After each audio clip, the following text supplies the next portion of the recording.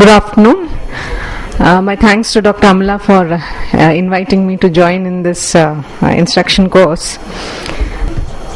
You're aware, cataract is the most common complication in uveitis, and the posterior subcapsular variety is the most common one. Before we go into the perioperative control of inflammation, it is very important to know what is the type of uveitic cataract that you are dealing with, because basically the Fuchs uveitis and the cataract in Fuchs has a relatively good prognosis, and the JIA and the chronic uveitis has a relatively poorer prognosis. But all the other forms of uveitic cataracts, depending on the perioperative control of inflammation, you can have a relatively good visual outcome. Let me begin by presenting this case of a 24-year-old man who came with complaints of decreased vision in the right eye. Left eye was normal. Anterior chamber showed a mild uveitis with few small KPs throughout the endothelium. The pupil is well dilated. You can see that the fundus is normal. There is a posterior subcapsular cataract, anterior vitreous cells, and few vitreous opacities. So how would you go about the cataract surgery in this particular patient? Any guesses? Well, this is a case of Fuchs uveitis, and this is one situation where you really don't have to break your head about the preoperative control of inflammation. So cataract surgery in uveitis, there's really no need for any preoperative inflammation control. It's very obvious that you wouldn't operate on a cataract when the inflammation looks like this or even like this.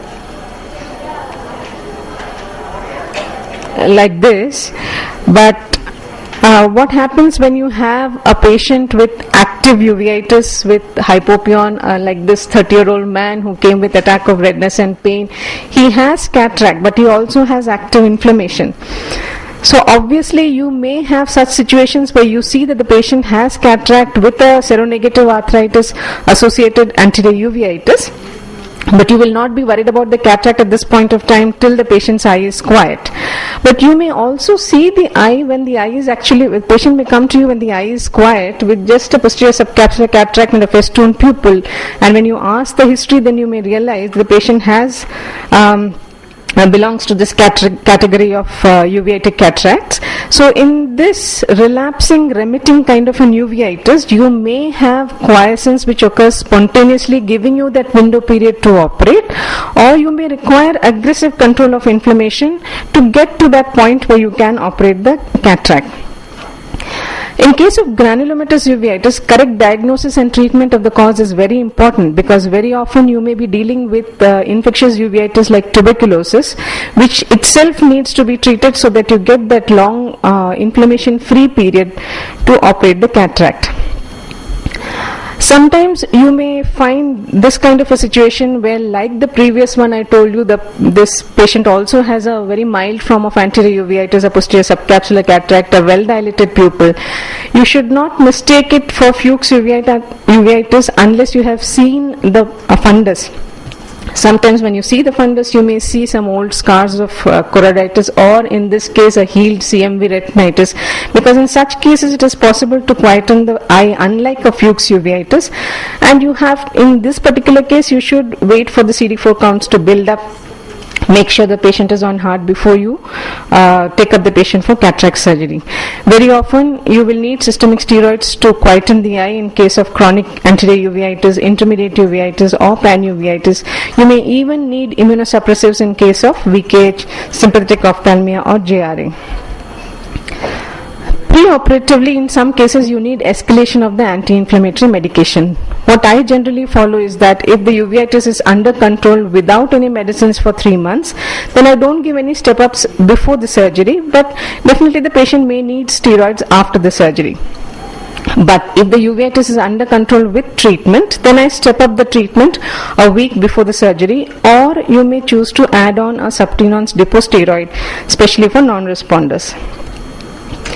In intermediate uveitis, again, you may need to determine and treat the cause, because very often these patients may have associated systemic illness which needs to be treated, and you may also need to use aggressive steroids and immunomodulators to control the inflammation before you go in for cataract surgery.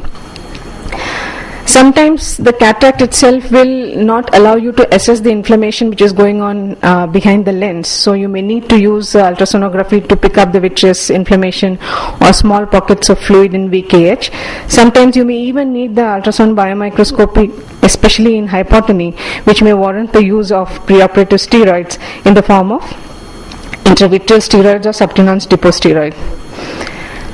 In case of intermediate uveitis, it is not only important to control the inflammation itself, but also the consequences of inflammation in the form of cystoid macular edema, and the treatment of which will have an impact on the outcome of the cataract surgery. When you see children with chronic uveitis, bilateral chronic uveitis with band-shaped keratopathy and arthritis, very often it is GIA, but it can also be other conditions like sarcoidosis. The point here is that many of these children may be on immunomodulators for their systemic part of the disease, which masks the inflammation in the eye. So generally, since children tend to have more inflammation even in the normal cases, we have to be extra careful in complicated cataracts, and it is quite reasonable to add on systemic steroids to the existing methotrexate or whatever drugs they are on to minimize the postoperative inflammation. But if you do have such a situation where you're unable to control the inflammation completely, or you expect post-op exacerbation of inflammation, you may even choose not to put in an intraocular lens. Sometimes you may need specific prophylaxis, especially for the viral group, to get to quieten the eye in the perioperative period. In herpetic retinitis, you would want to give systemic acyclovir a week before the surgery and continue it beyond in the postoperative period till the patient is on systemic steroids. You may want to give acyclovir even for the herpetic anterior uveitis patients whom you are going to take up for cataract surgery, and again continue it postoperatively till the topical steroids are on. Then the million-dollar question which many people ask is, how long will you wait for the inflammation to subside before you operate the patients for cataract?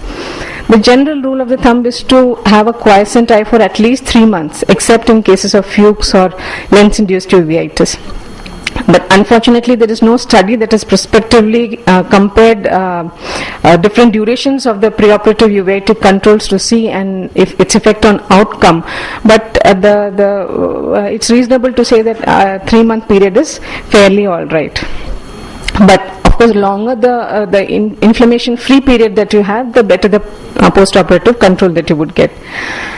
Now, this is one situation. What would you do if there was a bilateral cataract with mild anterior chamber reaction with no view of the posterior segment?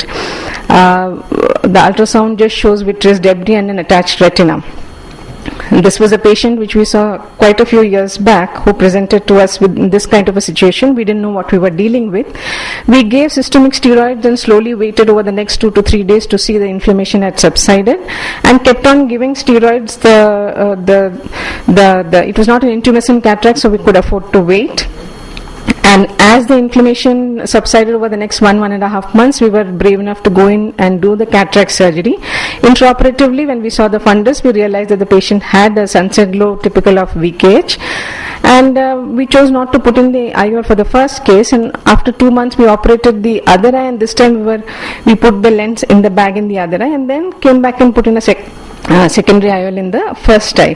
So if in such situations, or if you have situations where they are likely to have hypotony, you might consider waiting 2 to 3 months, giving steroids, building up the eye pressures, and then going in for the cataract surgery.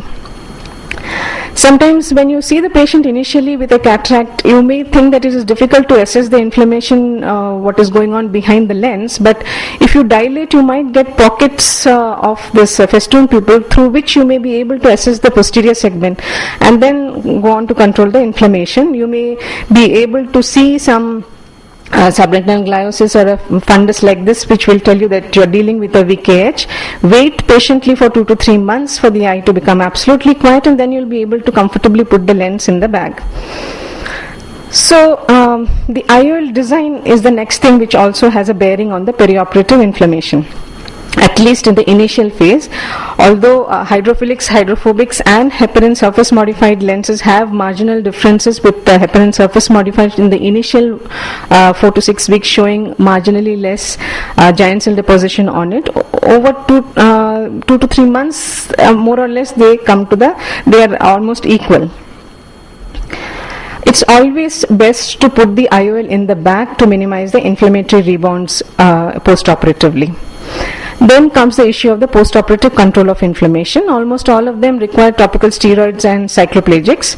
Systemic steroids are tapered over the next 2 to 3 months depending on the clinical response of the patient, both post-operatively as well as pre-operatively.